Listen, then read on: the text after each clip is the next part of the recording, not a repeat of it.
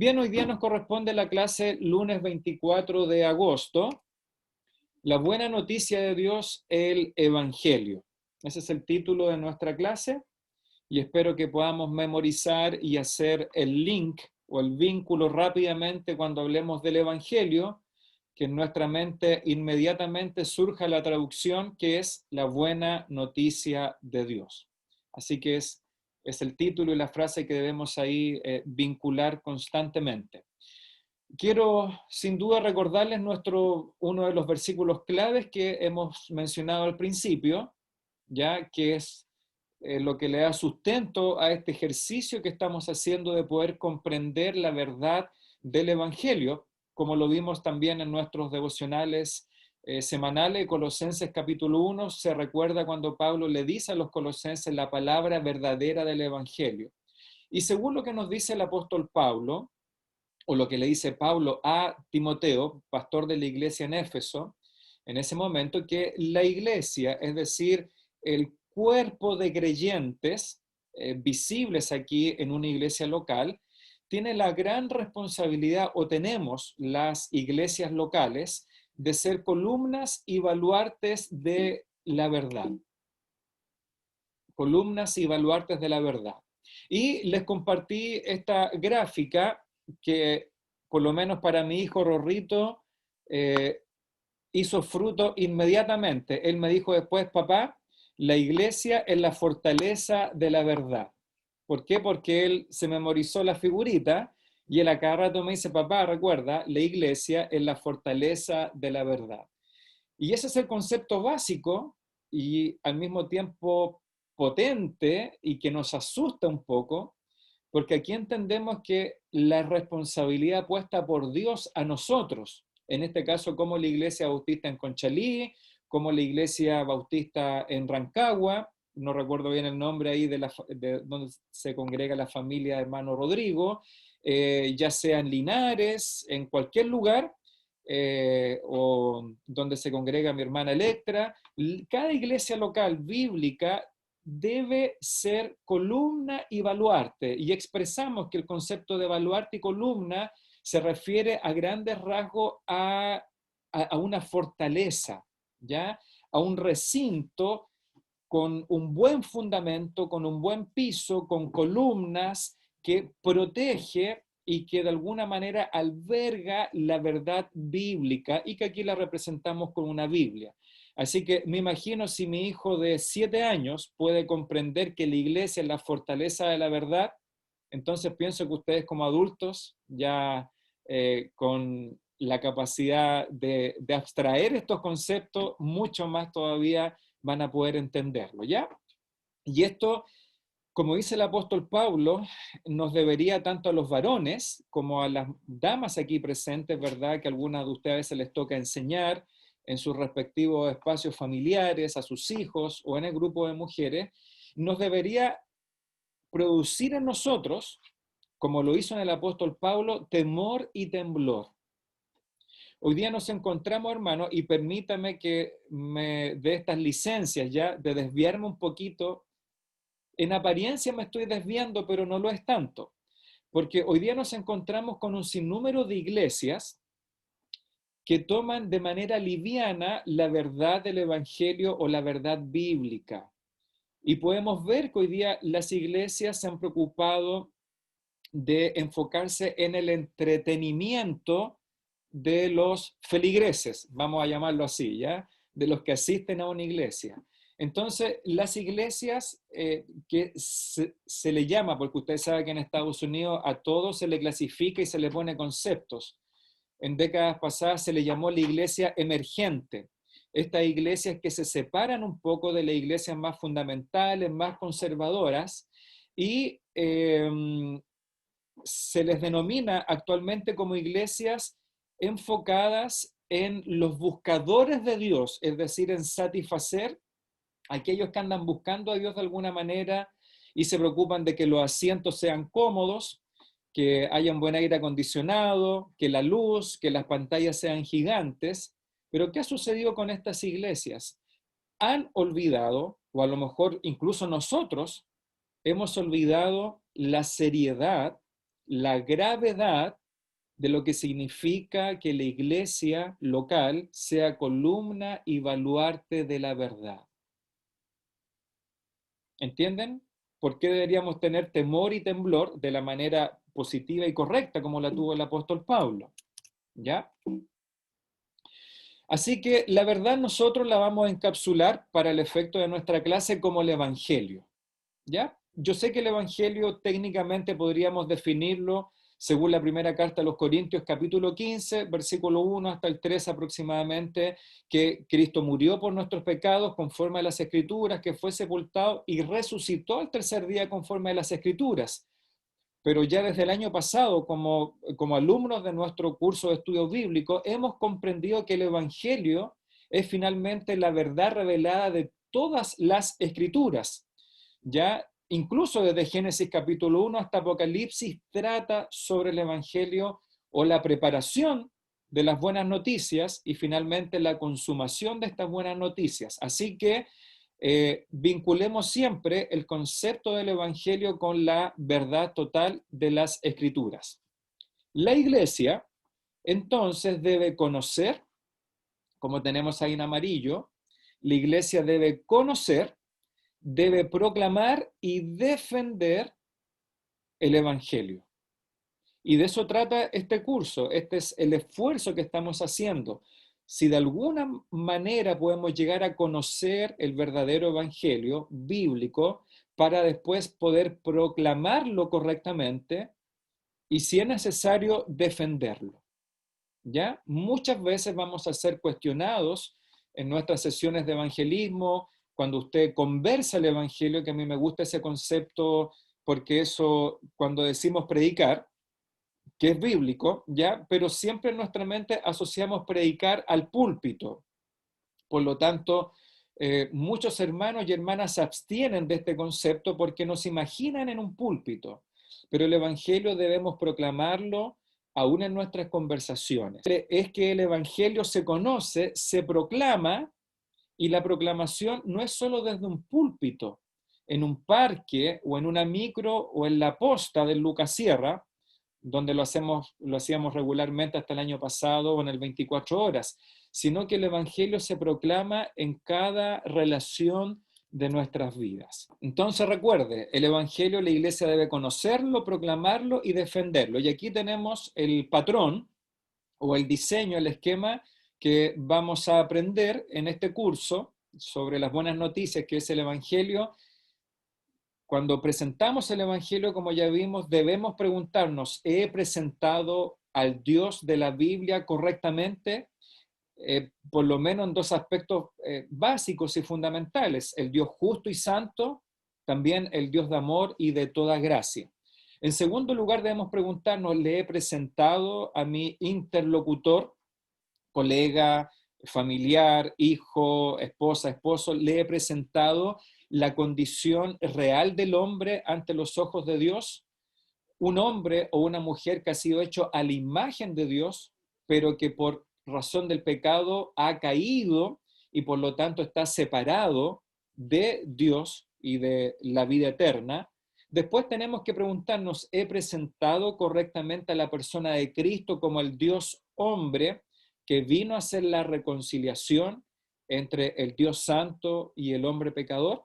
Y finalmente, que es algo que vamos a tener siempre esa tensión, los que proclaman el Evangelio, la respuesta, debemos presentar y debemos amonestar a todo hombre y toda mujer a que se arrepienta y crea en el Evangelio de Jesucristo.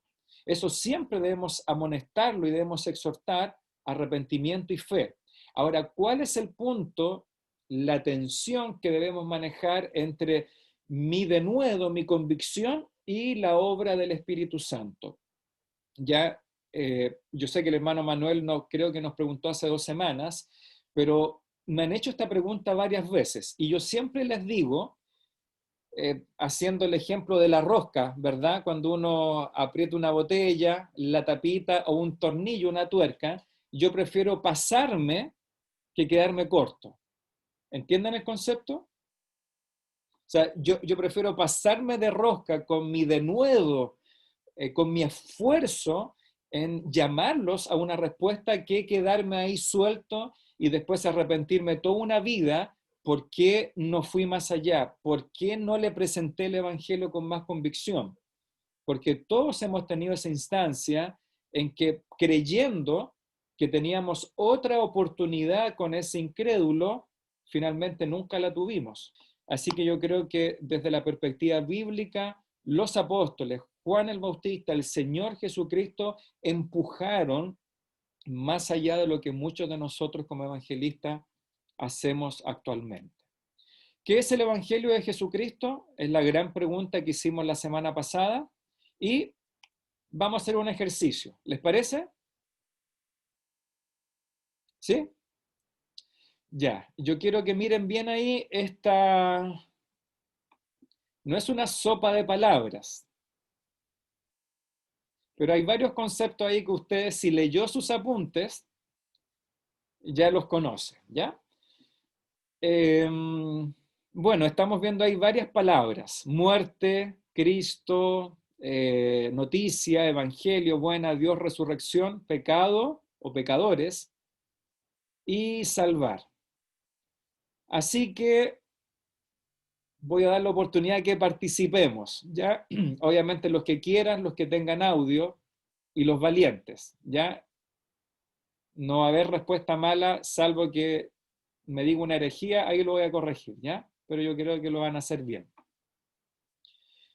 ¿Quién de ustedes se atreve a explicarme en un par de palabras, en frases muy simples, qué es lo que entienden ustedes por pecadores? ¿Quién levanta su manito ahí, ya? Yo sé que todavía no hemos definido estos conceptos, pero para que nuestra mente ya se empiece a concentrar. ¿Quién de ustedes quiere hacerme una exposición rápida? Yo cuando estaba en la vocación media, yo estudié ventas y la profesora nos llamaba adelante y teníamos que hacer un show de ventas, teníamos que simular una venta en frío con cualquier producto que ella nos diera, así que ahora es lo mismo. ¿Quién hace un show de ventas acá? ¿Quién de ustedes me explica qué piensa o qué imagina que puede decirme cuando ve la palabra pecadores? Cecilia. Cecilia Cárdenas, te escuchamos. Bueno, un pecador es apartado de Dios, alguien que no dio en el blanco porque siempre se equivocó al hacer las cosas, hizo las cosas que no le agradaron a Dios. Y en sí nacemos pecadores, porque desde Adán nosotros nacemos heredando el pecado, errando siempre si es que no tenemos a Cristo. Ese es para mí el concepto de un pecador. Necesitamos arrepentirnos cuando estamos en esa condición de pecador. Eso. Perfecto, Cecilia. Muchas gracias. Ahí los hermanos se supone deberían ver la pantalla y verte en un cuadrito chico ahí mientras tú respondías. Muy bien, pues. Dedito para arriba para Cecilia. Hizo una buena exposición en sus palabras de pecadores. Paulo, después vi tu mano levantada. Bien, yo te voy a proponer otro concepto. Resurrección. Pablo Gallegos, ¿qué podrías hablar de la resurrección en pocas palabras?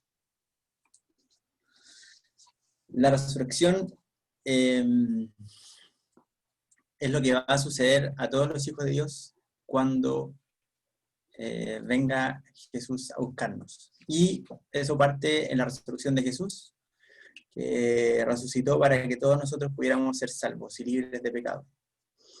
Resucitó después de morir, también en la cruz. Fue una cadena de hechos. Amén. Perfecto. ¿Se fijan o no? Dedito para arriba a mi hermano Pablo Gallego y a la hermana Cecilia. Muy, muy resumido. Eso es justamente lo que esperaba. Bien, pues, a ver, voy a proponer primero que levanten la mano y yo les propongo la palabra. Eso, para que no sea fácil. ¿Quién más de los hermanos que están acá, de los alumnos, se atreve? ¿Quién levanta su dedito? Y ya, Fabián Lema. Fabián, ¿eres tú? Consuelo. Consuelo. Ya, es que me aparecía ahí, Sí, claro. me aparecía Fabián. ¿Se asustó Fabián? Sí. Ya, pues, hermana Consuelo, yo le voy a proponer el concepto de uno bien difícil, Consuelo, muerte. Te escuchamos ahí tu exposición sobre el concepto de la muerte. La muerte es la consecuencia de nuestra naturaleza humana. La Biblia dice que el pecado entró en el mundo por un hombre y con el pecado la muerte. Entonces es consecuencia del pecado. Es el momento donde el hombre termina su vida, esta vida temporal que tenemos acá en la tierra. Creo que eso. Perfecto, hermana Consuelo. Muy bien resumido, muy bien expuesto, incluso ahí hasta con un versículo bíblico, Romanos 5:12, si mal no recuerdo. Así que un 7 para Cecilia, para Pablo y para Consuelo. Vi primero levantada la manito ahí de, no es Sofía Navarrete, el papá, Rodrigo. Rodrigo, ahí vi levantada tu mano, después creo que fue el hermano Manuel. ¿Puede ser o no? Vi que levantó su mano. Ya, Rodrigo. La palabra noticia. Noticia. Es algo que novedoso, es algo que no saben las personas y se trae ¿cómo se puede decir? Claro, puede ser una noticia buena, puede ser una noticia mala, pero es un evento que sucedió y yo traigo ¿cómo es la palabra que ocupan los periodistas? La primicia. Es una noticia, es una primicia, un evento que sucede y puede ser bueno o puede ser malo. Perfecto, muy bien, Rodrigo, porque ahí lo desligué de buena noticia, ya si no era solamente el concepto de noticia y lo hizo perfecto. Mire, qué buenos alumnos tenemos. Estoy muy contento ahí con mis alumnos. Bien, hermano Manuel Alarcón, déjeme buscarlo ahí en mis videos. Ahí está, hermano Manuel. La palabra buena. A ver, ¿qué podría exponer sobre el concepto de buena? Es lo contrario a lo malo. No, obviamente una buena es algo positivo, algo que, que le va a dar salida, creo yo, a un problema que alguien tiene. Y respecto al Evangelio, es el problema que tenemos los seres humanos, que estamos perdidos sin Cristo y alguien nos contó, hay una salida, hay una buena noticia, como decía el hermano, a través de Cristo. Muy bien, pues hermano Manuel, perfecto. Era difícil, hay buena noticia, eran palabras un poco vagas, ¿cierto? Cuando están separadas, cuando las unimos, obviamente es más fácil, pero queríamos hacerlo difícil. Claro. Perfecto, hermano Manuel, dedito para arriba. ¿Y qué palabras me faltan? Me falta Cristo y salvar, me parece. Ah, no, si faltan 3 más. Ya, ¿qué otra manito para arriba se atreve a contestar? ¿Quién más se atreve a contestar ahí? Nos quedan 3 concursantes más. A ver, Vanessa o Raquel están con audio, ¿no? Vanessa, Sí, hermana. pastor. Vanessa, ¿estás ahí? Sí, Perfecto. Muy bien, sí. ya Vanessa, te hice la dedocracia. Ya yo elegí. Bien, Vanessa, Ya. si tú estuvieras frente a tus niños, ya a tus alumnos ahí, a los pequeños que a veces te toca ahí enseñar o ayudarles, ¿cómo le explicarías tú este concepto de salvar o salvación?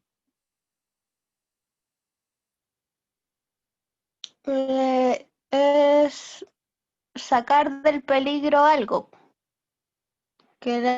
O sea, hay algo que a lo mejor peligra y salvar sería ponerlo en un lugar seguro.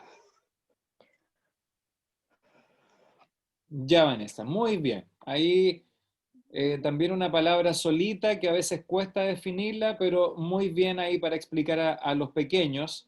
Generalmente los pequeños tienen miedo, ¿cierto? Tienen temor de algo, de un ruido, y precisamente lo que ellos siempre quieren es estar seguros y salvados. ¿Quién más se ofrece? A ver, ¿alguna otra mano?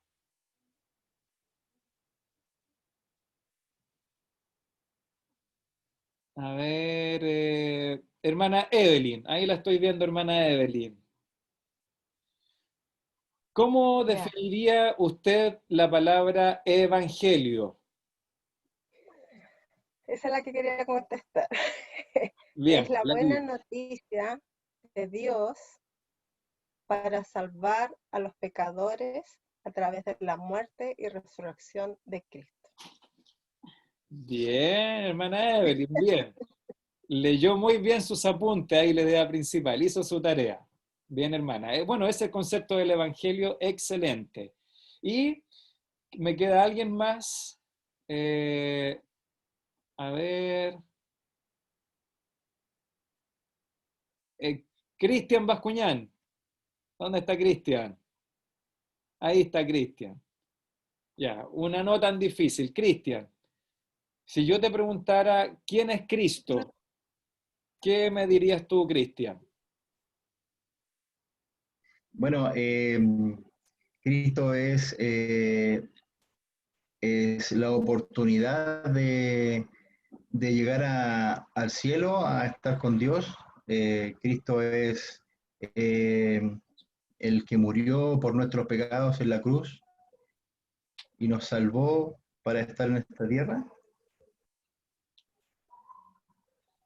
Muy bien, pues, perfecto, Cristian.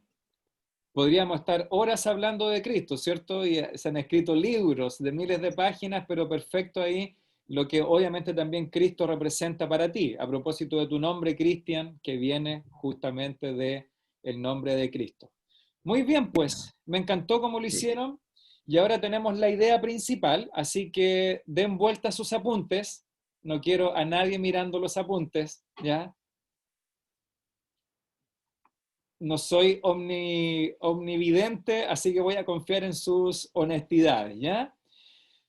Muy bien, aquí tenemos lo que de alguna manera también expuso la hermana Evelyn, que es la idea principal o la definición del Evangelio según nuestros apuntes.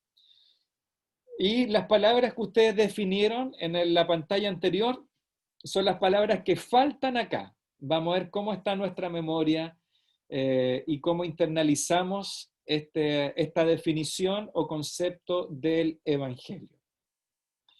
Bien, pues, a ver, voy a tratar de incluir a aquellos que no participaron antes. Ya, tiemblen, tiemblen. Que se corte la señal para algunos. ¿Ah? Ya, Daniela. Daniela, ¿cuál sería la primera palabra que pondríamos ahí después de él? Daniela Guzmán. Evangelio. Muy bien, pues el Evangelio, que corresponde a las líneas puntuadas, ¿ya? Las líneas puntuadas corresponden a la cantidad de letras de la palabra. Así que el Evangelio es la... Hermana Patricia, ¿qué continúa? Son dos palabras. El Evangelio es la... Hermana Patricia Jiménez. Buena ¿Ya? ¿Qué más? la noticia. Muy bien, entonces el Evangelio es la buena noticia. La buena noticia. Muy bien. Hermana Vidalia. Hermana Vidalia. El Evangelio es la buena... ¿El Evangelio? Sí, es la buena noticia acerca de lo que... ¿Qué palabra sigue ahí? Pastor, me va a perdonar, pero yo no estudié. Ah, ya. No, porque no saqué la guía, pastor. Ya, Por está eso bien. yo llamé a la hermana Carla para que me explicara. Ya, está bien. Pero, ¿qué cree usted que podría venir? A ver, hagamos el ejercicio de pensar un poquito. El Evangelio es la buena noticia Buena noticia acerca de lo que alguien, ¿qué puede ser ese alguien que ha hecho? de las buenas nuevas. ¿De las buenas nuevas? ¿Sí?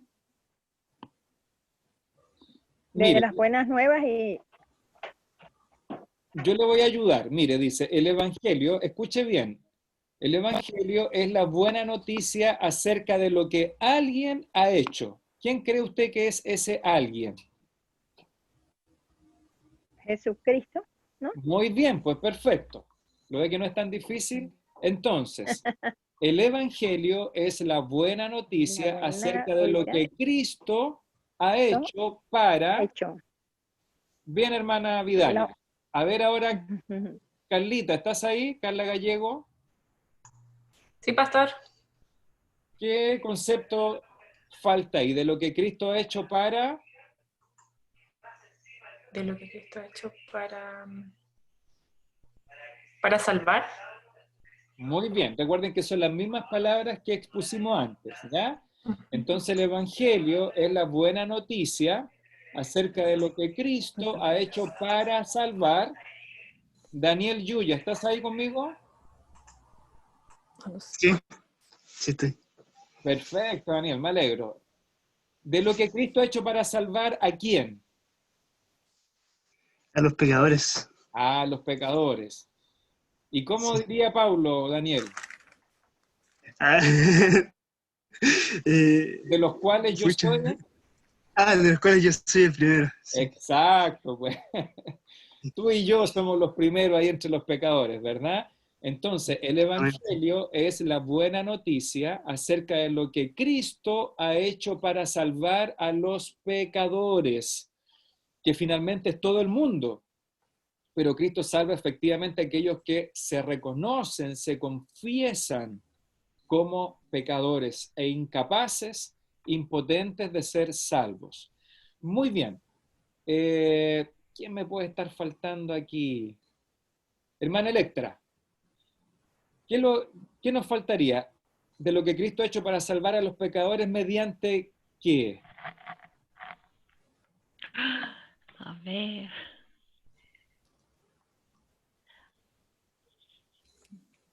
Repasemos la frase. El Evangelio es la buena noticia acerca de lo que Cristo ha hecho para salvar a los pecadores mediante la muerte.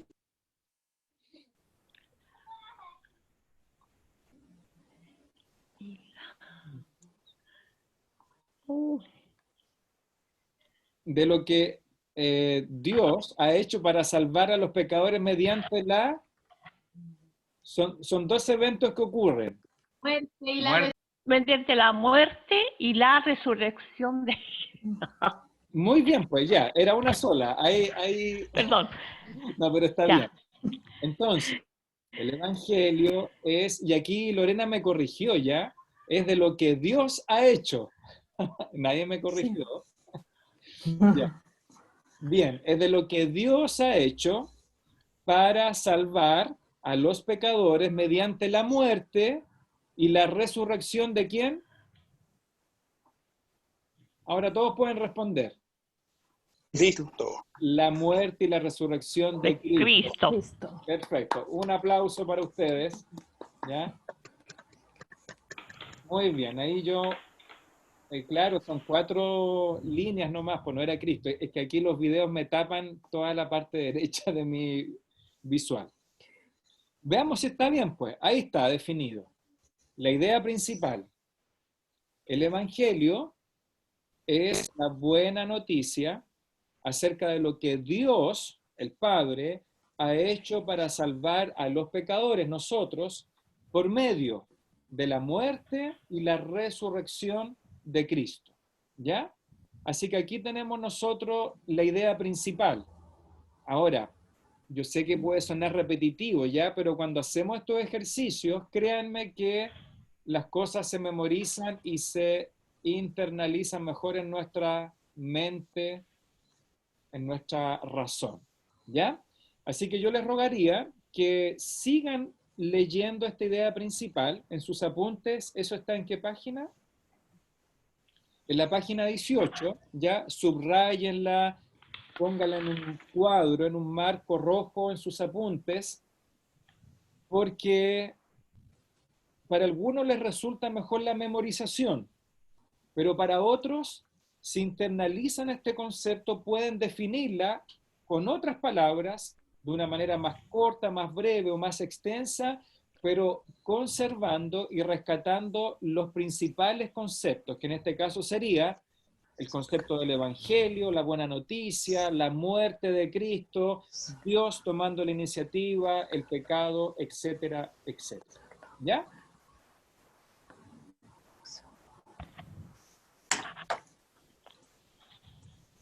¿Ya estamos todos acá todavía? Sí. Fabián, ¿me puedes bajar la manito, por favor? Ahí que si no estoy todo el rato pensando que quieres preguntar. O si quieres preguntar algo, Consuelo, ahí lo pueden hacer, ¿ya? No sé cómo se baja, pastor. Usted la puede bajar también, pastor. Ah, yo la puedo bajar. Ya. Bueno, no sé cómo hacerlo. Ahí ya, ahí se bajó la manito, perfecto. Que a veces uno se pone medio obsesivo con algunas cosas y está todo el rato ahí apuntando. Bien, pues yo les quiero compartir ahora algunos videos, pero voy a comenzar con uno, que es cómo un pastor define el Evangelio y lo expone en un minuto, ¿ya? Así que se los voy a compartir para que ustedes vean cómo un pastor confiable, en este caso no voy a presentarle un falso profeta, ya ni un pastor de la prosperidad, pero que él define el Evangelio en un minuto. En otras palabras, pero con los mismos conceptos del Evangelio. El Dios Santo, los pecadores, Cristo, etcétera, etcétera. ¿Ya? Voy a ver acá donde tengo mis videos.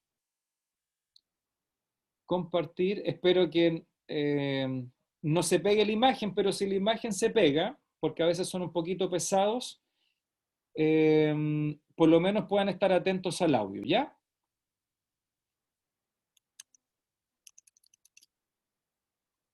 ¿Están viendo algo? ¿Sí? ¿La pantalla negra? Perfecto. Entonces ahí va el audio. El Evangelio es un evento histórico. Y como 1 Corintios 15 dice, es aquello que es de mayor, primera importancia, lo más importante y lo que le damos más énfasis. Y el Evangelio es la obra redentora de Jesucristo. Es acerca de Jesucristo.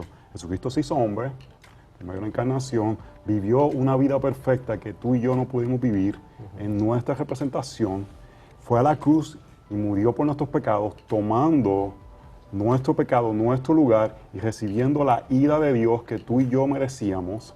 Resucitó venciendo la muerte y la tumba vacía donde muestra que ya la muerte no tiene autoridad sobre aquellos que creemos. Ahora reina y esperamos su segunda venida. Ese es el Evangelio, la obra de Jesucristo, que es necesaria para redimir a aquellos que somos pecadores.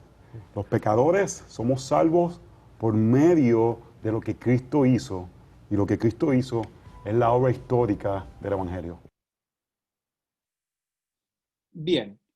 Lo voy a compartir de nuevo porque estaba muy chiquitito el video, ya está con subtítulos para ayudar porque como este hermano es centroamericano tiene un acento especial, ya que a veces puede que no entendamos bien las R's, pero puede leer ahí los subtítulos. Ahí va de nuevo.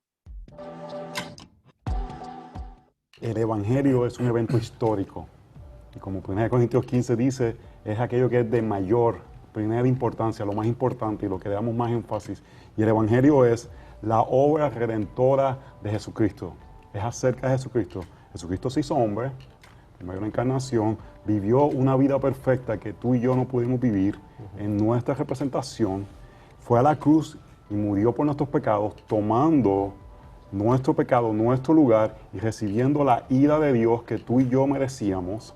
Resucitó venciendo la muerte y la tumba vacía donde muestra que ya la muerte no tiene autoridad sobre aquellos que creemos. Ahora reina y esperamos su segunda venida. Ese es el Evangelio, la obra de Jesucristo, que es necesaria para redimir a aquellos que somos pecadores. Los pecadores somos salvos por medio de lo que Cristo hizo. Y lo que Cristo hizo es la obra histórica del Evangelio.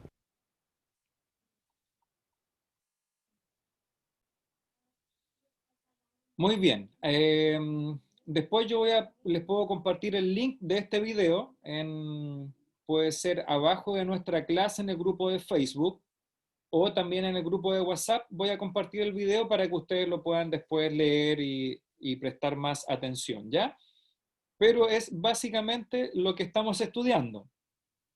El Evangelio puede resumirse en 1 minuto, en 2 o 3 minutos, pero contiene todos estos elementos. ¿Ya? Vamos a ir ahora a nuestros apuntes.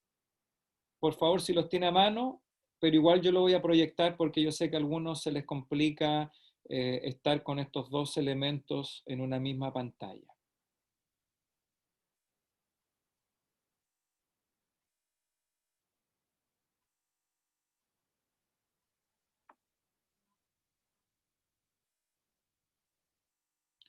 Si alguien tiene alguna pregunta, también este es el momento de hacerlo antes de continuar.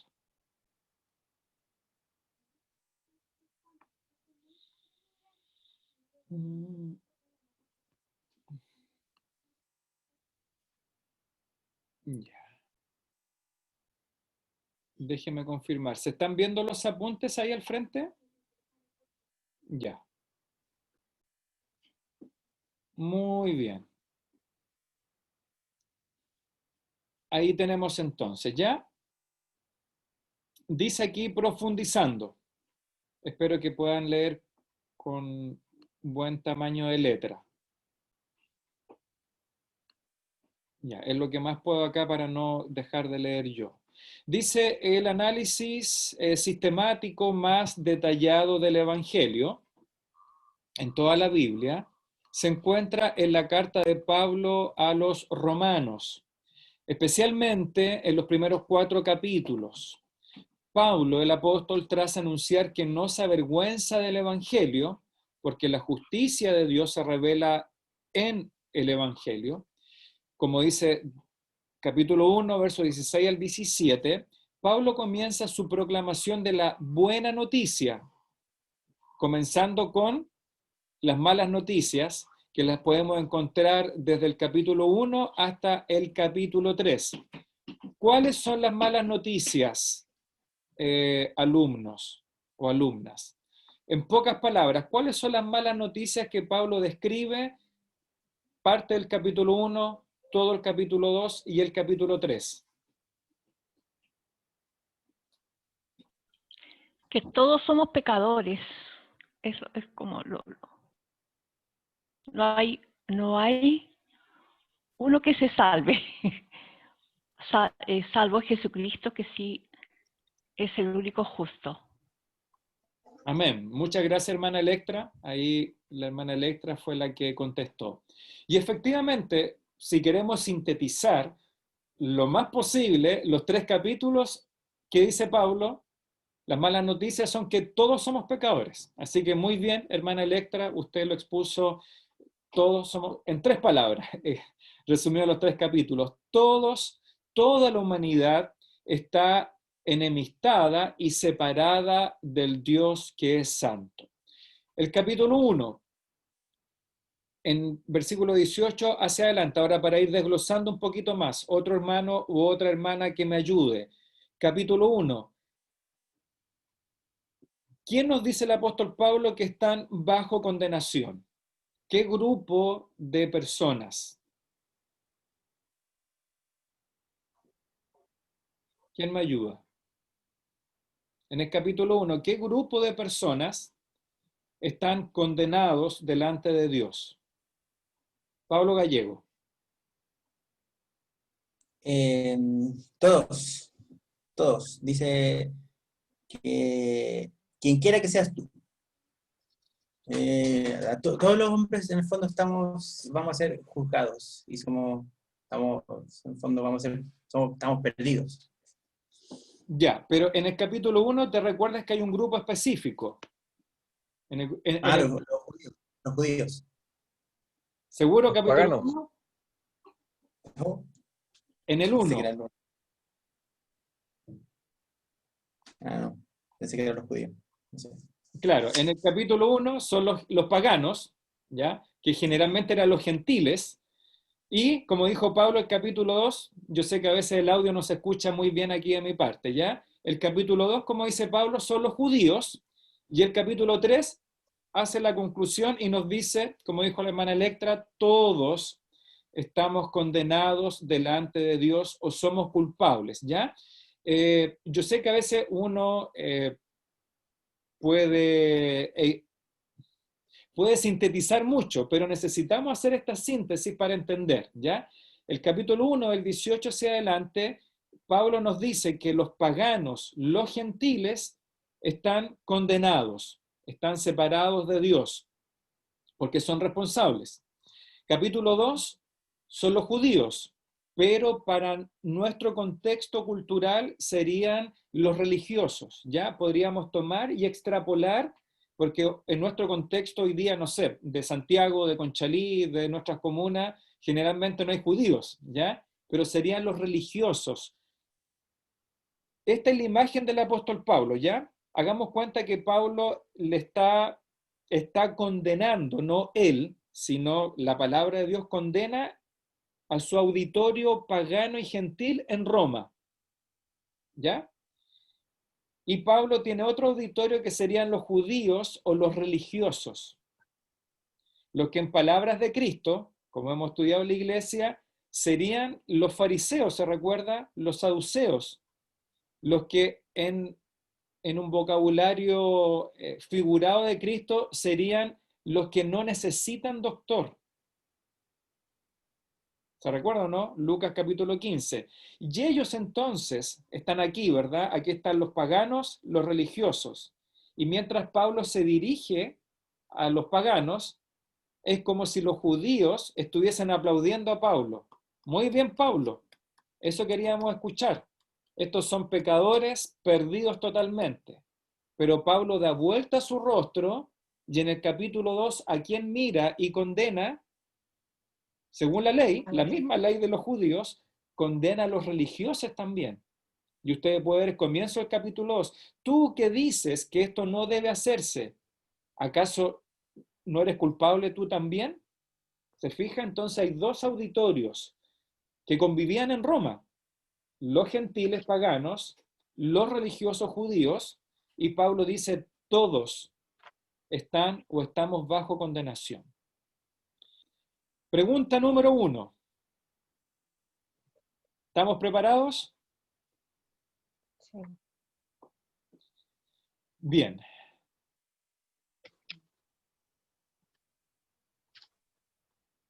Voy a pedirle a alguien, a alguno de ustedes, que por favor me busque Romanos 3:19 para leerlo. Romanos 3:19. Otro alumno o alumna, Romanos 1:18. Y otro, por favor, Romanos 2:2. Siempre en Romanos. Que alguien me lea Romanos 3:19, después 1:18 y 2:2. ¿Quién dijo yo? Yo busco el 2.2. Ya Consuelo. Léame por favor ahí para todos Romanos 2, versículo 2.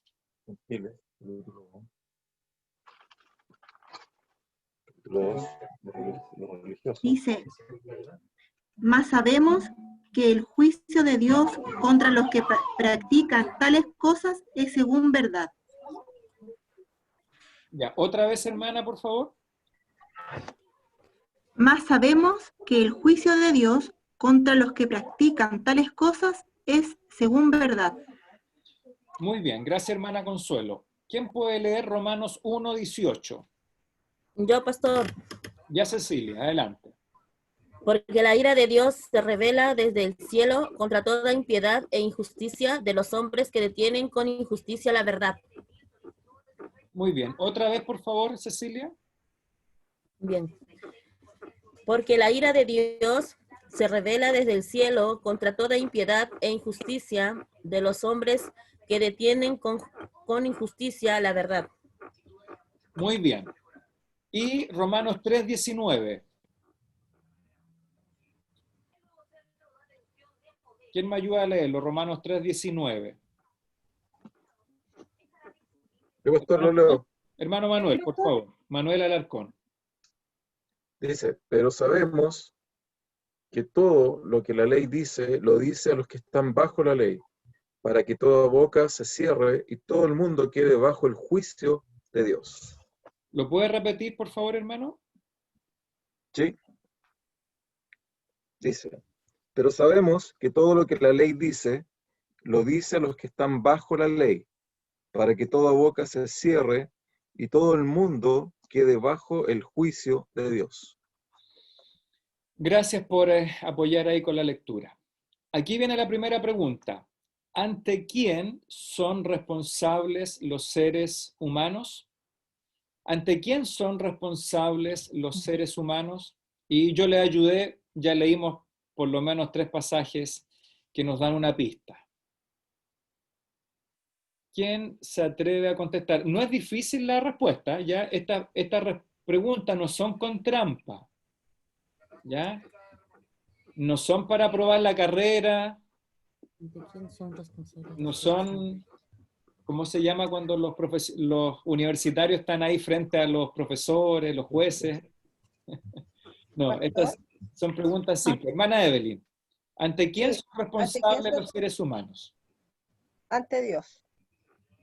Y de acuerdo, aquí dicen qué pasajes podemos ver esto. Yo lo vi en realidad no está dentro de esto, pero está en Romanos 1:19, que dice, porque de lo que Dios se conoce, Él lo hizo manifiesto. En el versículo 21 dice, pues habiendo conocido a Dios. Y Romanos 3:20 dice, todo el mundo quede bajo el juicio de Dios. O sea, de una u otra forma todos conocemos a Dios. Bien. Y sabemos de Dios, porque Él así lo manifiesta.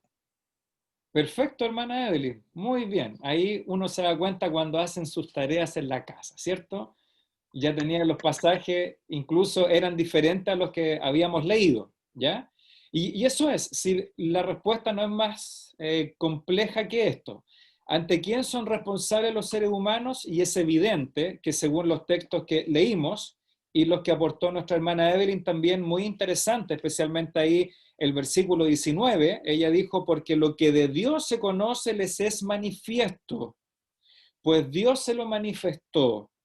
Y versículo 21 que también aportó la hermana Evelyn, pues habiendo conocido a Dios, no le glorificaron. Y los textos que ustedes leyeron tenían que ver con el juicio de Dios, y por lo tanto, si hay un juicio de Dios, somos responsables ante la persona, ante el Creador. ¿Ya? Yo sé que esto puede generar varias otras preguntas, ¿ya? Otras derivaciones, pero lo que queremos mantener es esto a un nivel simple y sencillo, porque es la manera que vamos a explicarle a las personas este mensaje del Evangelio, ¿ya? Y tenemos ahí todavía, sí, ahí yo recuerdo la pregunta de Miguel, que la hizo en la primera clase, respecto, ¿verdad?, a lo que sucedió antes de la cruz, y dijimos que íbamos a ir desarrollando esto en la medida que avanzáramos. Y aquí tenemos algunas luces, hermanos y hermanas que también han preguntado en otras clases, en otros momentos. Antes del año 0, digamos, para nosotros, pero efectivamente usted sabe que Cristo nació unos 2 o 3 años antes del año 0, por el desfase del calendario que después surgió en siglos posteriores. Antes del año 0 no está Cristo presente, no está Jesús, no está manifestado por medio de quien encontramos nosotros la revelación completa y plena de Dios. Pero, como bien dice el apóstol Pablo, Dios se manifestó a todos los hombres, en todo momento, en todo tiempo y en toda circunstancia. Por lo tanto, todo hombre y toda mujer, ya sea pagano, ya sea judío, es responsable ante Dios, ¿ya? Y aquí usted, si lo estudia bien en el capítulo 1 y capítulo 2 y capítulo 3, que yo les pedí que lo leyeran estas semanas, podemos darnos cuenta que lo que Pablo dice es que toda la humanidad es responsable ante Dios. ¿ya? Y Dios ha comunicado ciertas cosas a la humanidad. Sabemos que a los judíos se les reveló con mayor profundidad. Por lo tanto, los judíos eran más responsables ante Dios que un pagano, que un caldeo en su minuto. Pero si usted lee el Antiguo Testamento, se va a dar cuenta que siempre lo que Dios ha requerido de la humanidad para acercarse a Él, ¿qué es lo que es? Según Hebreos capítulo 11, creo que el versículo 6, sin fe, ¿qué es lo que dice el autor de Hebreos? Sin fe es imposible agradar a Dios. Por lo tanto, desde el mismo huerto del Edén, lo que Dios ha requerido de hombres y de mujeres es que se acerquen a Él por medio de la fe, de la confianza y de la obediencia. Porque la obediencia genuina a Dios emana y es producida por la fe y la confianza en Dios. Ahora Dios comunicó ciertos atributos a toda la humanidad, incluso a los paganos, a los que no eran judíos. Y ellos fueron responsables de responder a esta manifestación de Dios como creador. Pero también nos dice el apóstol Pablo que se reveló Dios en sus mentes por medio de la conciencia.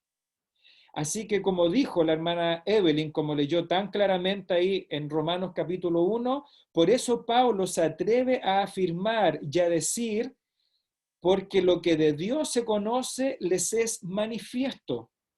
Y no está hablando de los judíos, está hablando de el mundo gentil, o en este caso pagano. Dice el versículo 21, los hombres conocieron a Dios. Hermanos y hermanas, si alguna vez se enfrentan a este cuestionamiento cuando les toca evangelizar, no hay, como dice acá el apóstol Pablo, no hay nadie inexcusable. Romanos capítulo 2, versículo 1. La gente, las personas tuvieron una brújula moral escritas en su conciencia. Tuvieron la brújula de la creación del universo. A veces, cuando nos vamos en pos de ciertas de ciertos lineamientos teológicos, ¿ya? Algunos quieren ocultar o decir que Dios se ocultó a los hombres. Pero la Biblia nos dice que Dios se reveló a los hombres. ¿Sabe lo que me pareció muy interesante la lectura de Isaías? Que dice que en algún minuto Dios dice que va a salvar o salvó a Egipto espiritualmente. Dice que los egipcios en algún momento en los tiempos de Isaías conocieron a Dios y buscaron a Dios. Y dice Jehová Dios en Isaías que Dios amó a los egipcios. Llamó a otra nación que ahora no recuerdo si eran los amonitas, los que estaban en la tierra de Amón. Y dice que Dios los amó a ellos en primer lugar al mismo nivel de Israel o de Jacob como nación. ¿Cuántas veces hemos escuchado esto nosotros, que Dios amó a Egipto y que Él se complació en salvarlos? ¿Quién eran los egipcios? Los egipcios eran paganos, eran idólatras, pero dentro de la nación de Egipto hubieron hombres y mujeres egipcios que buscaron a Dios. Ahora, ¿qué revelación tuvieron?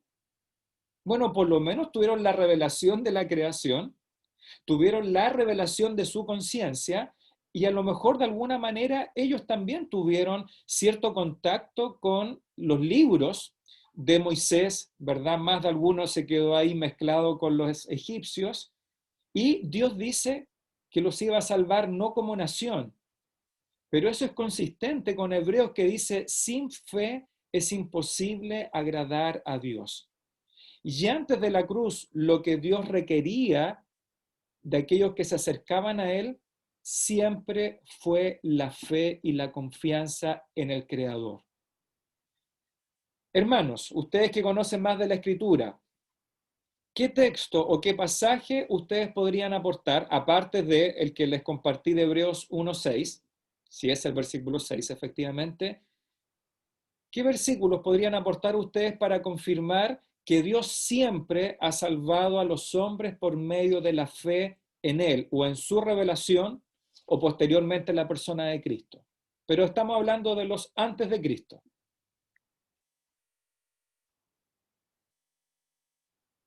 ¿Quién podría aportarme ahí un texto? Incluso tienen nombre y apellido.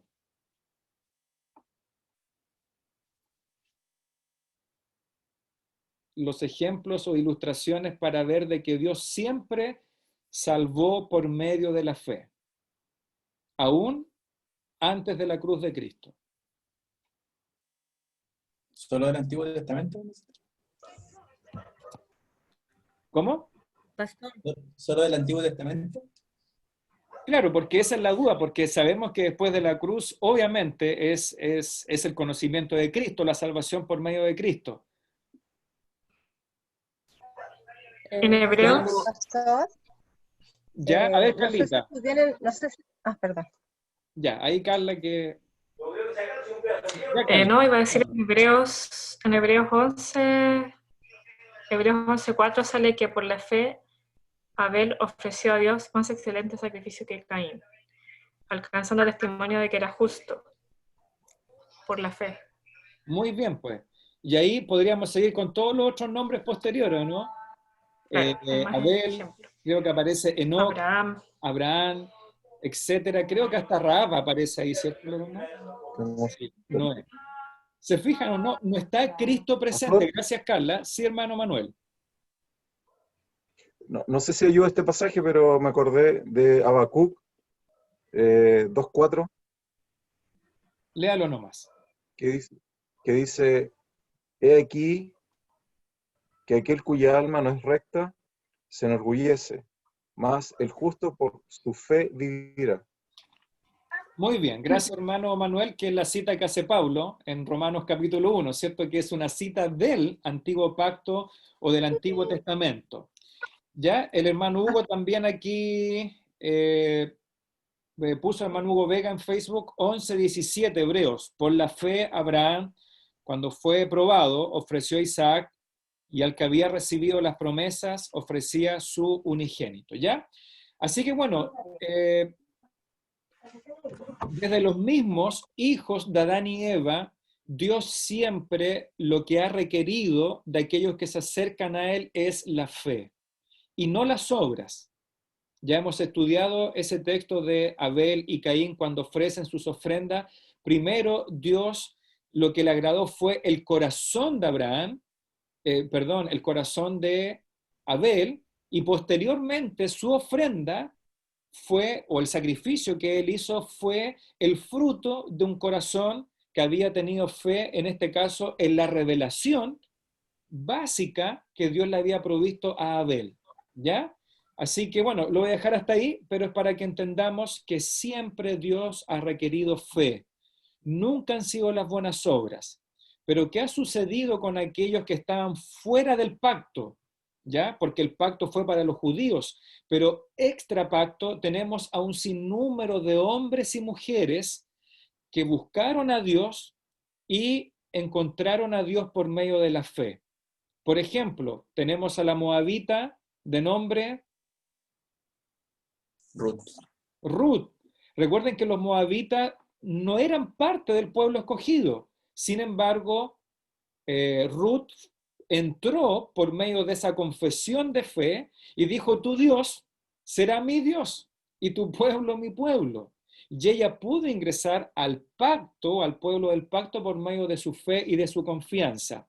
Hubo una gentil canaanita de una profesión o de un oficio no honorable. ¿A quién me estoy refiriendo? A Rahab. Rahab era judía, pertenecía al pacto.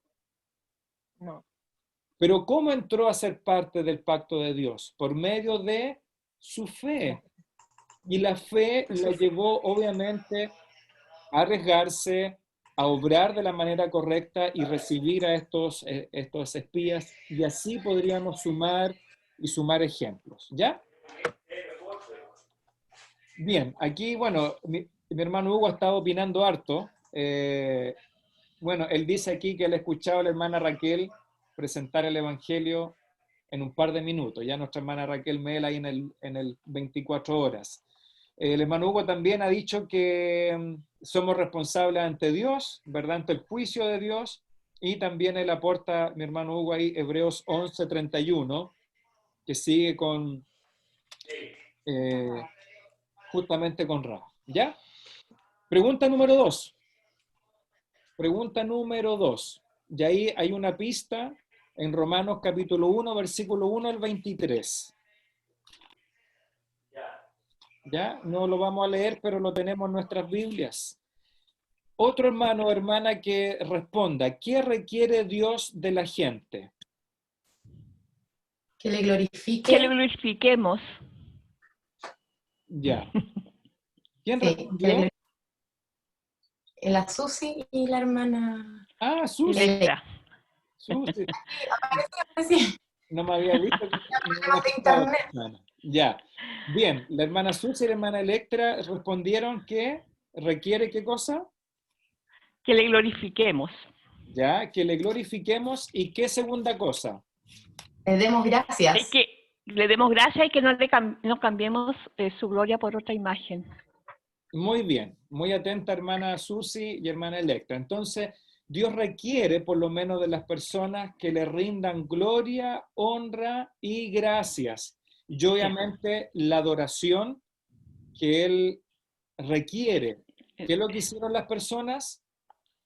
En cambio, otros que me contesten. Dios requiere, según lo que nos dice Romanos, requiere le demos gloria, honra, honor, gratitud y adoración. ¿Qué es lo que hicieron los hombres, en cambio, en su totalidad? A ver, No le glorificaron. Hicieron los necios. Fueron necios. Se hicieron los necios. Ya, Daniela me parece, ¿cierto? Sí. Ya, los hombres se hicieron necios, correcto. Cambiaron la gloria de Dios. Ya, Consuelo. Sí, cambiaron la gloria de Dios, exactamente. ¿Y qué más no le dieron?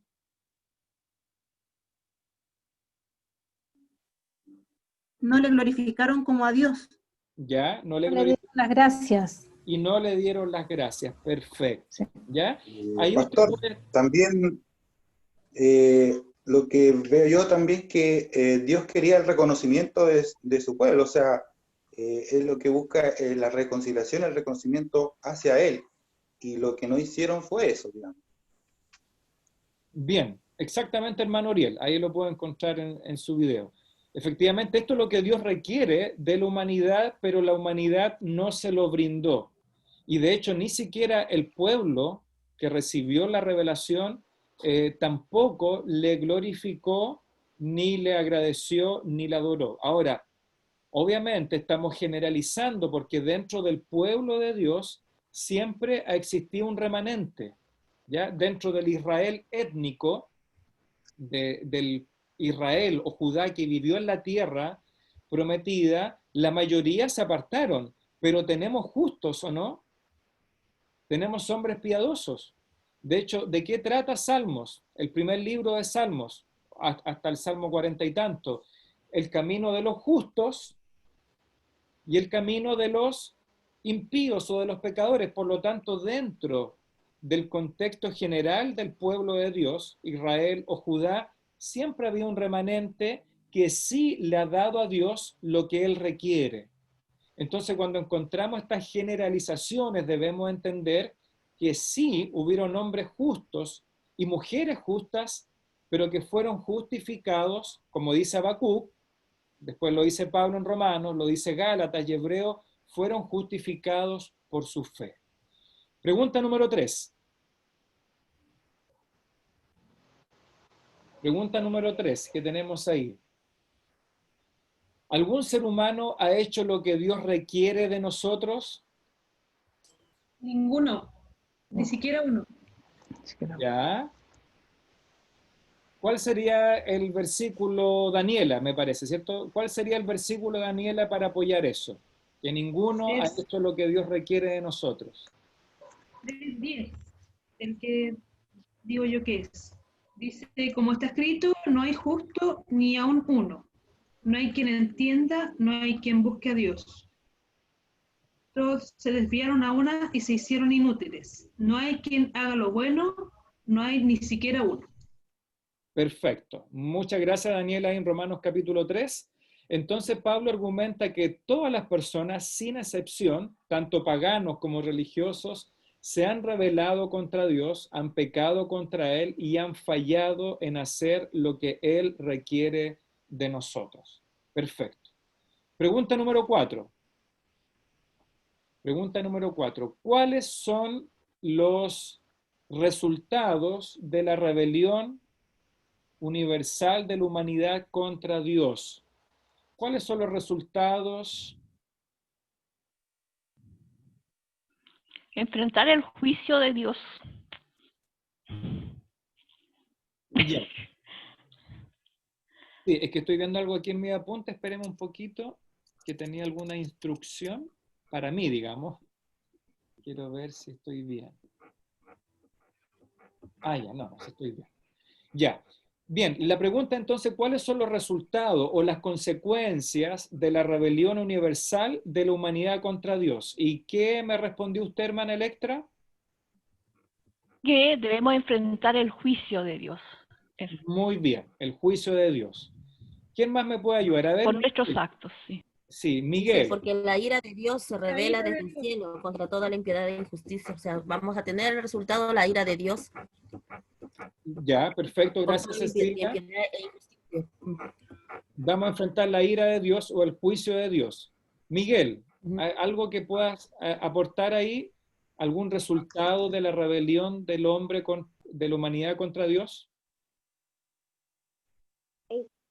Bueno, como dice el versículo acá en Romanos 1:18, dice bien claro, ¿cierto?, que por la ira de Dios se revela desde el cielo contra toda la impiedad e injusticia de los hombres, que detienen con injusticia la verdad.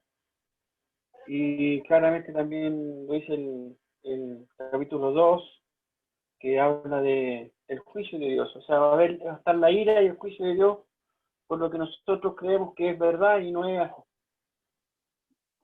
Muy bien, Miguel. Muchas gracias ahí por aportar también los versículos. Estamos todos como en la misma línea, ya, porque es lo que nos dice ahí Romanos 1 y 2. A ver, Daniel Yuya, ¿qué puedes aportar tú ahí como alguna consecuencia o resultado de la rebelión de Dios, del hombre contra Dios?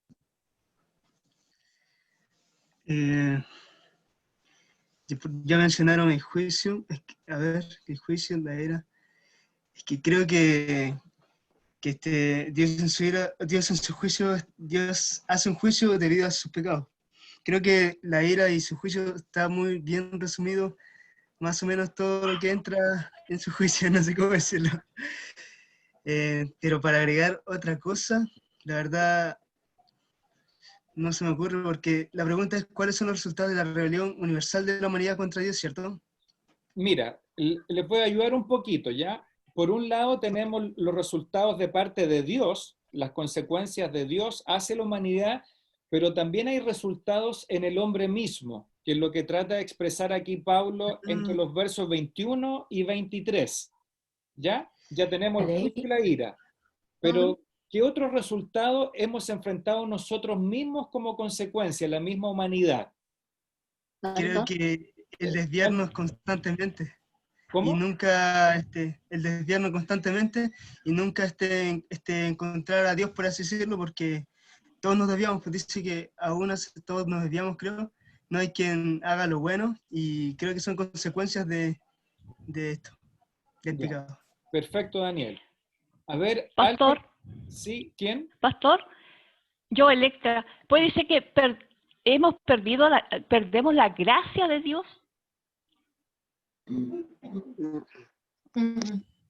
Pastor. A ver, hermana Electra, usted dijo que perdíamos la gracia de Dios. ¿A qué se refiere ahí con esa frase? Me refiero a la comunión con Dios y todo lo que sea el beneficio del contacto y la comunicación con Dios. Muy Ya bien. no tenemos esa. Sí, no, ahí se entiende bien. Ahí entendemos bien, ¿verdad? De manera práctica que hemos perdido como resultado de esa comunión. Pastor. Sí, hermana Raquel, a ver. Bueno, Romanos 3:23, por cuanto todos pecaron, están destituidos de la gloria de Dios. Ya, muy bien. Hemos estado, Separados. nos La separamos, muerte de- nos destituimos de Dios.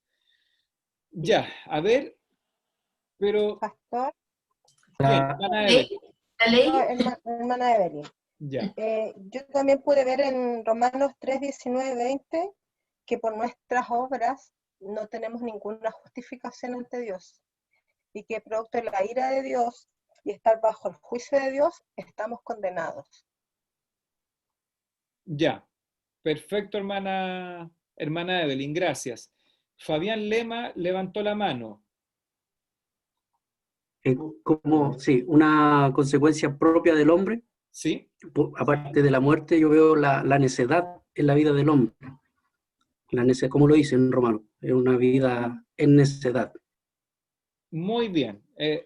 A eso quería ir, porque ya tenemos lo global, ¿cierto? Lo espiritual, el juicio, la ira, la separación de Dios, pero si ustedes se fijan, del versículo 21 hasta el 23, hay consecuencias, resultados en el mismo ser humano, y una de esas que aportó Fabián es que nos hicimos necios, ¿ya? Nos hemos hecho necios. Versículo 22, profesando ser sabios, ¿en qué nos convertimos? En necios. Ya, perfecto. ¿Quién más me puede aportar? Hermano Oriel, lo vi levantar su mano. Oriel Bravo.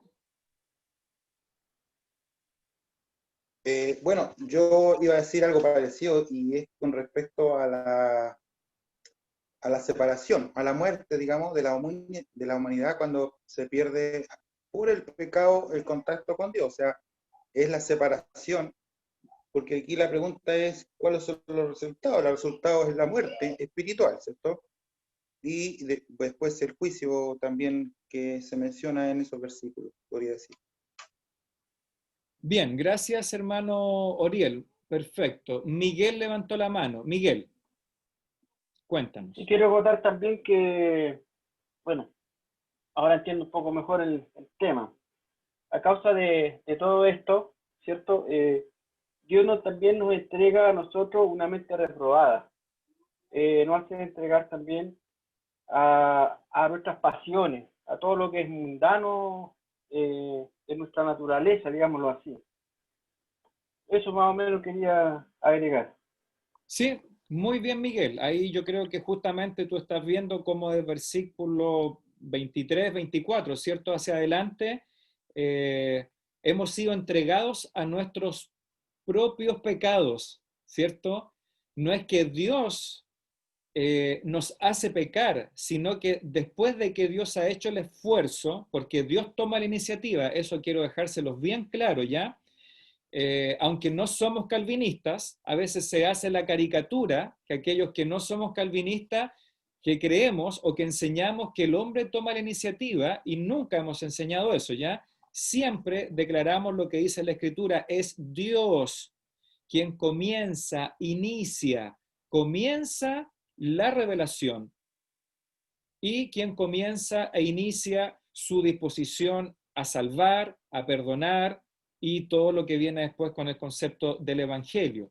¿Ya? Pero Dios, después de declarar y de ponerse Él en una actitud de gracia hacia nosotros los pecadores, una y otra vez Dios insiste, ¿ya? Y estoy tratando de utilizar premeditadamente mis palabras, ¿ya? Dios insiste en que el hombre se arrepienta. Por eso es absolutamente recomendable, y les voy a pasar otra vez el aviso a todos, mis alumnos y alumnas, que es necesario que nosotros como creyentes leamos primeramente nuestras Biblias, ¿ya? Antes de leer libros de teología, antes de leer conceptos teológicos debemos saturarnos de las Escrituras, porque cuando leemos las Escrituras lisa y llanamente, nos vamos a dar cuenta de ciertas verdades que se repiten. Y vuelvo a insistir, ya en base a lo que me ha tocado leer este último tiempo, ahora estoy leyendo Jeremías, y sabe que el profeta Jeremías, una vez tras vez, le predica a los reyes de Judá, les predica y les dice: palabra de Jehová para ustedes, arrepiéntanse, arrepiéntanse. Por lo tanto, Dios insiste. Y hoy día yo quedé impresionado en mi lectura de Jeremías, porque Jeremías va vez tras vez, le predica, expone el rollo, Dios le hace escribir en un rollo, en un libro, todo lo que Dios le ha declarado. Y se lo presenta a los príncipes de Judá, los principales, ¿ya? Después estos principales se lo llevan al otro grupo de la corte, y los de la corte se lo llevan a un escriba, y después se lo llevan al rey, y el rey recibe no sé cuántas veces el llamado de Dios a arrepentirse. ¿Y sabe lo que hace el rey de ese momento? Toma el rollo de Jeremías y lo quema. Y mandan a Jeremías a una cisterna, lo mandan a un calabozo, y nuevamente Dios vuelve a insistir con Jeremías y les dice: si ustedes no hacen caso, se van a ir al exilio, se van a ir con Nabucodonosor, etc. Por lo tanto, después de tanto insistir, ¿qué es lo que hace Dios con nosotros los pecadores? Como dijo Miguel, y lo dice el texto, nos entrega finalmente a nuestra mente. ¿Y cuáles son las consecuencias? Ahora les voy a ayudar. Dice versículo 21, nuestros pensamientos se han vuelto vanos. Dice, se envanecieron en sus razonamientos y su necio corazón fue entenebrecido. Estas son consecuencias de rechazar la llamada de Dios y de endurecer el corazón delante de Dios. ¿Y qué es lo que hace en consecuencia Dios? Dios termina endureciendo aún más nuestro corazón. Por eso, como preguntó el hermano Manuel hace un par de semanas, ¿verdad? ¿Cuánto más allá debemos insistir? Debemos decirle a la gente, hermanos, que se arrepientan y crean, porque el día de mañana, si hoy lo rechazan, el corazón va a estar más duro, su mente más reprobada, su corazón más oscurecido, y finalmente vamos a ser cada día más un poco más necios. Lo que pasó con Faraón. Si usted lee Éxodo, Faraón endurece su corazón y Dios manda reiteradamente a Moisés y le da una oportunidad. Finalmente Dios los entrega a Faraón a una mente entenebrecida. Además, hermanos, después del versículo 23 hacia adelante, el ser humano comienza a degradarse. ¿Ya? Ahí vi una manito levantada, pero ya voy a darle el espacio, ¿ya? El hombre se ha degradado y podemos ver nosotros hoy día cómo estamos como sociedad. No sé si usted se ha dado cuenta cómo está el pecado y la degradación del hombre totalmente desatado. Se ha dado cuenta las leyes que están tratando de promulgar, por ejemplo, de bajar el consentimiento sexual de 18 años a 14 años. Es decir, si estas leyes sigan hacia adelante, el consentimiento sexual de un menor con un adulto baja de los 18 a los 14 años. No sé si ustedes han visto estas paradas o estas marchas LGTBI, donde hay hombres que se creen perros, que se creen animales, bestias. Díganme si no es lo que dice aquí Romanos capítulo 1. No solamente cambiaron la imagen del Dios vivo en imagen de animales, sino que los mismos hombres, dice, se están convirtiendo en algo que es contra naturaleza. Y esos son resultados de la rebelión universal de la humanidad contra Dios. Hermanos y hermanas, es terrible cómo el hombre y el ser humano se ha degradado a tal punto de no solamente cambiar la imagen de Dios, sino cambiar la propia imagen humana, alguna vez que reflejó la imagen de Dios, hoy día totalmente distorsionada. Hermano Daniel, usted tenía la manito levantada. Lo escucho en este momento. Sí, pastor. No, es que era un verso que me recuerdo que una vez usted lo citó mientras estaba predicando y le dio énfasis en una palabra, y es la siguiente. 2 Corintios 5:20 dice: por tanto somos embajadores de Cristo como si Dios rogara. Y este dio el énfasis en que Dios está rogando. Por medio de nosotros, en nombre de Cristo, os rogamos reconciliados con Dios. Entonces, como que solo lo quería decir porque estaba hablando antes sobre la insistencia de Dios por medio de, para llamar al arrepentimiento de las personas. Amén. Gracias, hermano Daniel. Un buen aporte. A veces a uno se le olvidan ciertos pasajes clásicos, ¿verdad?, de estos temas, y efectivamente, como dice Daniel, Pablo dice, como una hipérbole, ¿cierto?, casi exagerando, es como si Dios rogara por medio de nosotros, ¿ya? Y entendemos el lenguaje de Pablo porque a veces se caricaturiza esto, ¿verdad? Yo lamento mucho cuando se caricaturiza esto que hacemos nosotros los bautistas más generales, ¿verdad?, más tradicionales, a veces con esta caricatura así como ridiculizando, como que Dios pide permiso para entrar a tu corazón. ¿Lo han visto? Estos memes o caricaturas. Y como dice Daniel, efectivamente es como si Dios rogara por medio de nosotros, reconciliados hoy con Dios. Dios no pide permiso, eso obviamente lo creemos, ¿verdad? Pero Dios está de alguna manera extendiéndose por medio de nosotros. Y les quiero compartir este video ya para ir terminando, para que ustedes entiendan de alguna manera gráfica y lo pueden compartir con sus hijos, con sus hijas. A Rorrito le encantan estos videos que yo a veces he mostrado, que es el concepto del evangelio, en este caso el evangelio del reino, que es el mismo evangelio. El otro día hablaba, me parece, con mi hermano Carlito Cerda, por lo que él está enseñando a los jóvenes, ¿ya? Encontramos muchas facetas del evangelio, ¿verdad? En alguna parte dice el evangelio del reino, el evangelio de Jesucristo, el evangelio de la paz, el evangelio de la gloria, el evangelio de la gracia, pero es el mismo evangelio simplemente enfocado en diferentes facetas.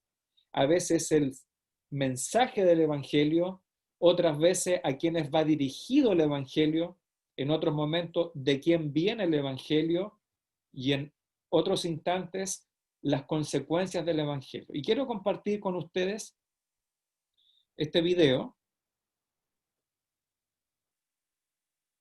Ahí tengo algunas preguntas en el chat, voy a verlas después, ¿ya? Bien, voy a compartir con ustedes este video que es el evangelio, ¿ya?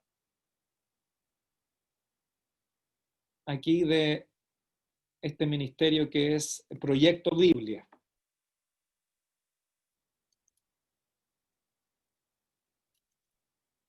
¿Se ve la pantalla negra? Ya.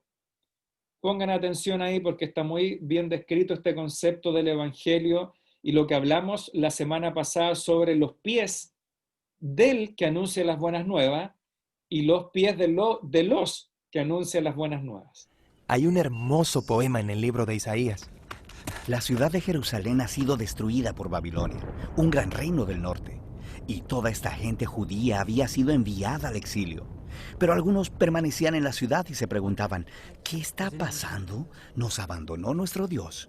Sí, porque se suponía que Jerusalén sería la ciudad desde donde Dios reinaría sobre la tierra, trayendo paz y bendición a todos. Ahora, Isaías estaba diciendo que la destrucción de Jerusalén era un mal que ellos mismos habían causado, pues se habían apartado de su Dios, corrompiéndose. Así que su ciudad y su templo fueron destruidos. Todo parecía haberse perdido. Pero el poema sigue. Hay una atalaya en las murallas de la ciudad, y a lo lejos en las colinas vemos un mensajero corriendo hacia la ciudad. Él corría y gritaba, ¡buenas nuevas! Isaías dice, ¡qué hermosos son sobre los montes los pies del que trae buenas nuevas! ¡Hermosos pies! Sí, son hermosos. porque traen un hermoso mensaje. ¿Cuál es el mensaje? Que a pesar de la destrucción de Jerusalén, el Dios de Israel sigue siendo rey. Dios mismo va a regresar. Y el atalaya canta de gozo por las buenas nuevas de que su Dios todavía reina.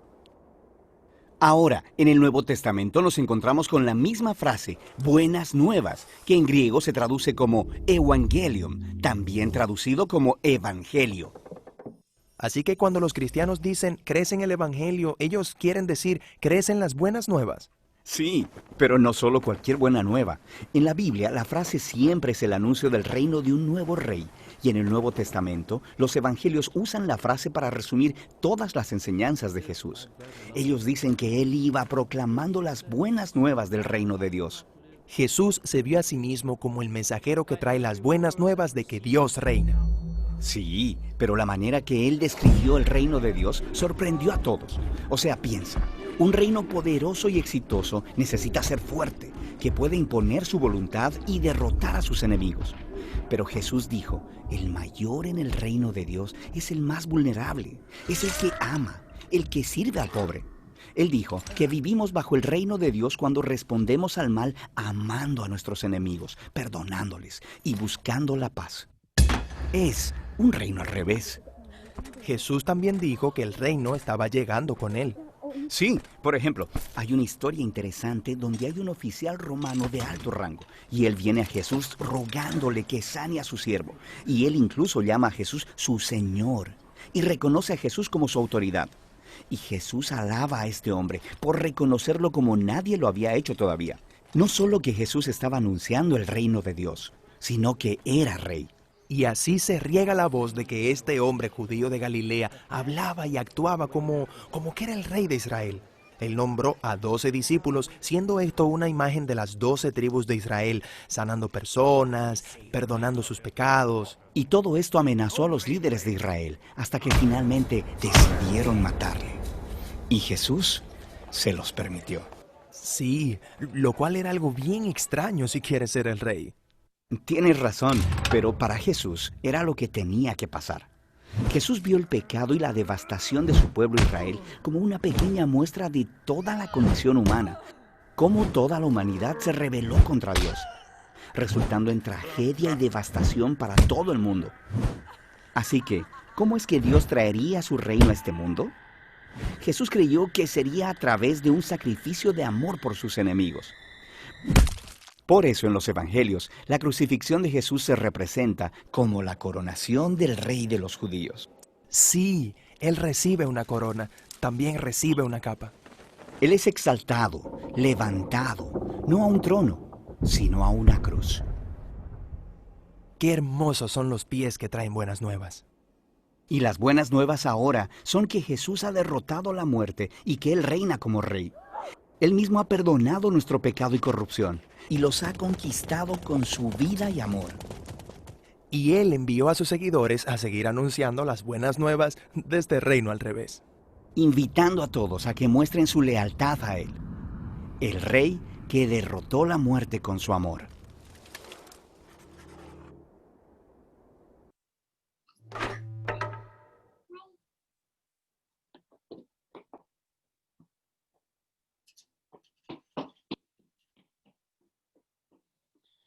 Bien, aunque está hecho de manera gráfica, igual no deja de impresionar, ¿cierto? Hay una parte que a mí me emociona incluso, aunque es un dibujito, una gráfica, cuando muestran a Cristo ahí siendo levantado en la cruz, ¿ya? Los judíos esperaban a un rey poderoso, político, que los liberara del yugo de Roma, es lo que esperaban en los tiempos de Cristo, y el rey fue coronado con esa corona de espinas, cargó nuestros pecados en la cruz y vieron sus pies. Ahora entiende por qué decía la semana pasada cuán hermosos son los pies de él que anuncia las buenas nuevas.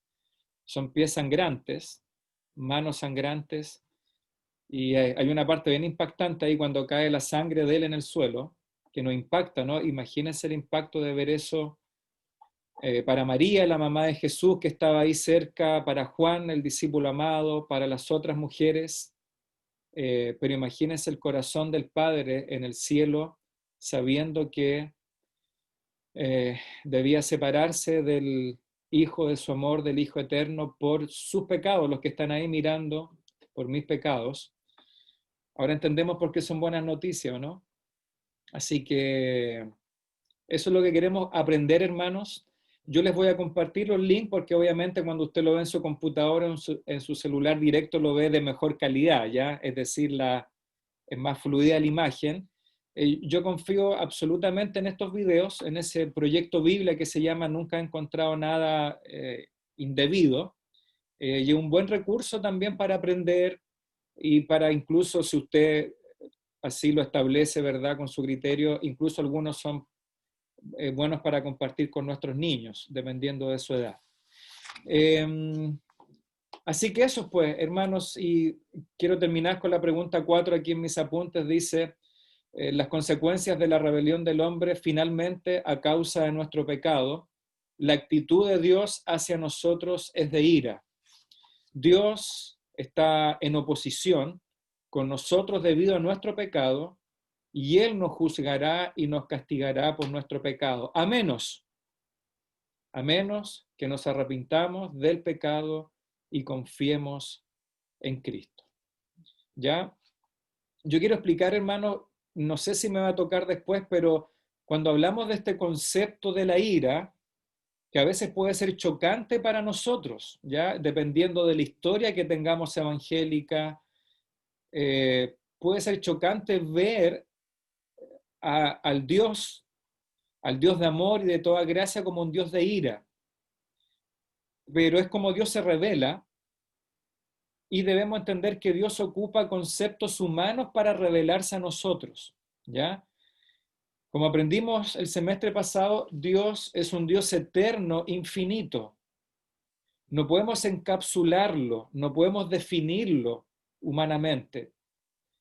Pero Dios, el Dios de gracia, se ha manifestado, se ha explicado a nosotros en el vocabulario humano. Si eso es lo maravilloso de Dios, el Dios infinito, el Dios que sostiene cada molécula, cada átomo, cada célula, Dios ha querido mostrarse a nosotros en nuestro lenguaje. Y por eso la Biblia habla de los ojos de Dios, del brazo de Dios, de su corazón, pero Dios no tiene ni ojos, ni brazos, ni músculos que bombea sangre, porque Dios es espíritu. Y por eso Dios ocupa también estos conceptos humanos, el Dios de ira, el Dios que está arrepentido, el Dios que está triste, el Dios que está alegre, porque Dios quiere hablar en nuestro vocabulario y quiere involucrarse con nosotros los seres humanos.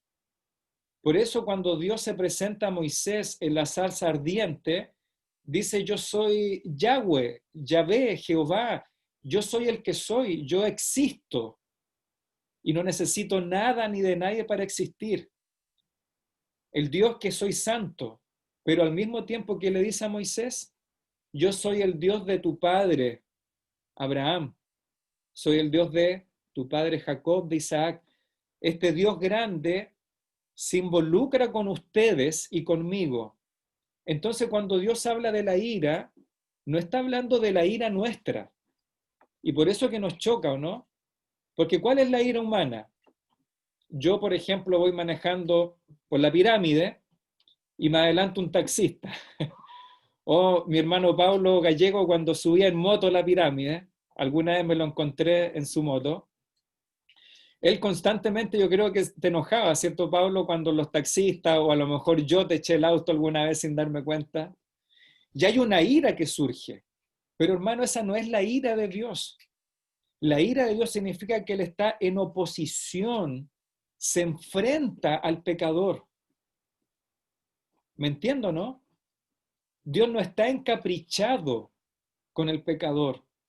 Dios no está arrebatado como un niño de 12 años que le quitaron el juguete y entró en ira y hizo una pataleta. No, Dios está en oposición a los pecadores. Pero en su amor, en su gracia, Dios traspasa esa frontera y se acerca a nosotros por medio de su Hijo, del Hijo de su amor que es Cristo, y nos dice, arrepiéntete y cree en mí. Y eso es lo maravilloso, ¿no? Esas son las malas noticias y las buenas noticias. Así que por eso queremos aprender esto. Ya no sé si tiene alguna pregunta o algo que usted quiera aportar antes de terminar la clase de hoy día. Ya. Miguel levantó la mano. Miguel, cuéntame.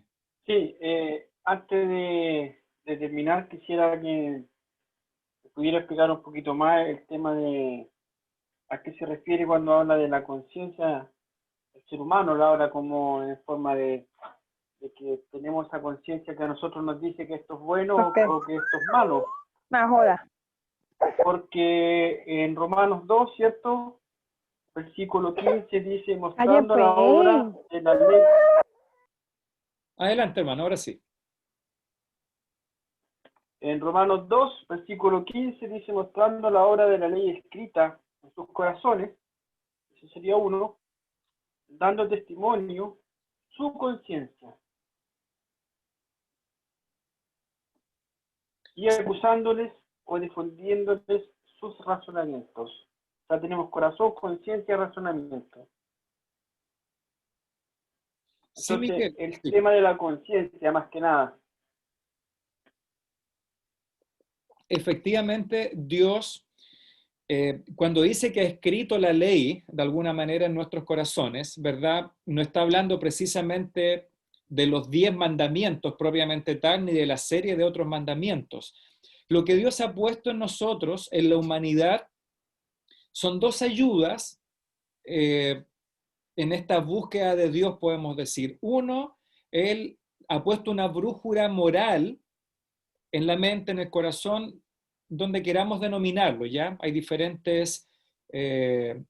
cuando se habla del corazón sabemos que no es el músculo, pero es donde están a lo mejor nuestros sentimientos, la razón, etc. Pero Dios ha puesto una brújula moral en la humanidad, en la mente o el corazón o el razonamiento. Y por otra parte nos dice Eclesiastés que Dios ha escrito o ha puesto en el corazón de las personas este sentido de la eternidad.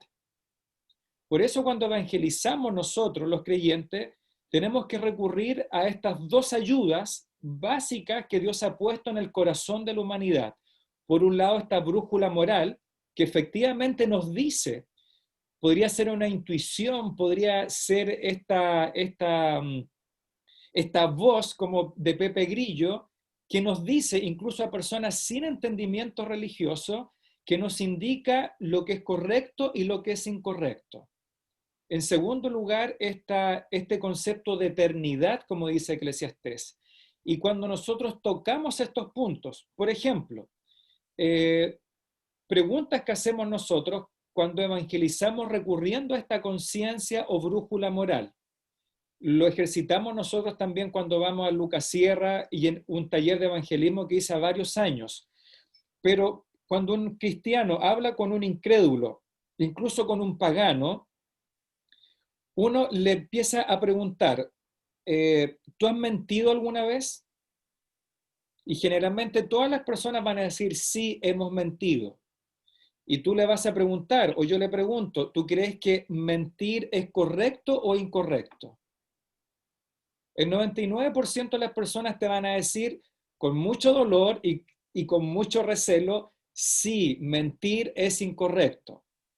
Ahora, como el pecado obviamente ha distorsionado nuestra brújula moral y el concepto de eternidad, entonces, mientras más estamos en el pecado, la conciencia está más apagada o cauterizada, como dice el apóstol Pablo.